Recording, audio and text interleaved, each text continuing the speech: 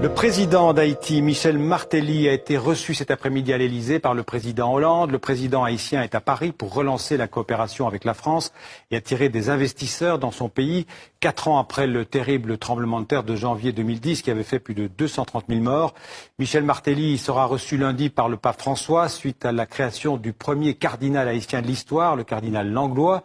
Je vous propose tout de suite cet entretien que nous a accordé le président haïtien dans un grand hôtel parisien.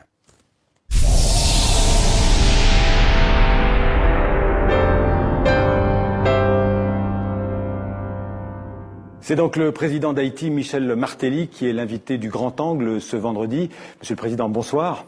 Bonsoir Xavier. Alors, vous êtes en visite à Paris, on va en parler dans quelques instants, mais d'abord, Haïti, ce pays pauvre, le pays le plus pauvre des deux continents américains, est resté dans les mémoires en Europe, en tout cas après le terrible tremblement de terre du 12 janvier 2010.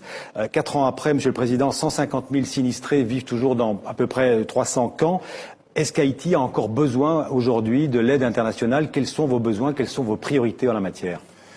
Je commencerai, avant de répondre directement à la question, par noter qu'Haïti, en effet, a de faibles moyens. Mais Haïti a aussi des valeurs qui n'ont jamais été mises à nu, qui fait qu'on voit surtout Haïti et qu'on présente toujours Haïti comme un pays pauvre, mais nous avons des richesses cachées. Et notre but aujourd'hui, c'est de les mettre en valeur et de les exploiter.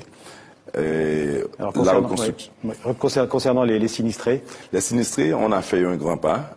Arrivé à la présidence, il y en avait 1,5 million de gens qui vivaient sous les tentes. Aujourd'hui, ce nombre est réduit considérablement à 147 000. Et c'est encore beaucoup, et surtout pour les critiques. Mais à comparer ce qui avait auparavant et ce qui en reste aujourd'hui, on peut dire qu'il y a eu un grand pas. Est-ce que vous avez encore besoin de l'aide internationale?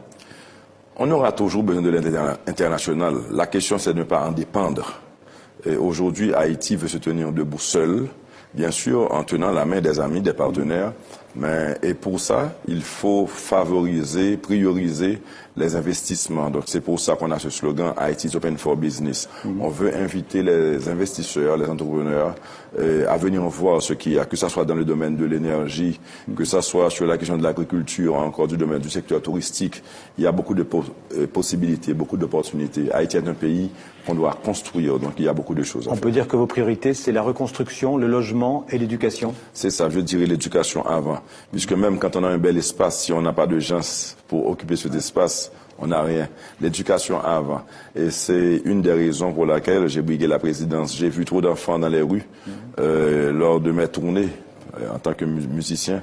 Et c'est la première chose que j'ai faite, c'est permettre à 1,4 million d'enfants d'intégrer l'école aux frais de l'État. Et on a même mis pour eux un système de transport gratuit.